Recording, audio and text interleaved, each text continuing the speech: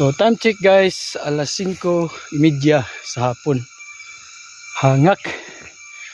Whew! So mga na dyan, sahop ng adlaw guys. Alas 5:30. So dahil itong pasan-pasan ang kuhan ka do. Arang ka cute tanawan ba? Oh. So dahil guys, tanaw mo diha palog so na ngit-ngit na guys. Kapas-kapas na tani. May oras nga alas 5:30 na. Kaya og diri ka mag-agad guys sa adlaw kana. Diha. Kagabian jud ka.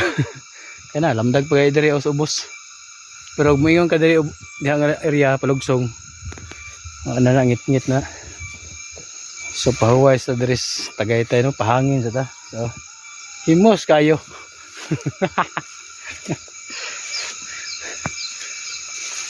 May na lang ni 10 kilos. Pampasaw sa baboy.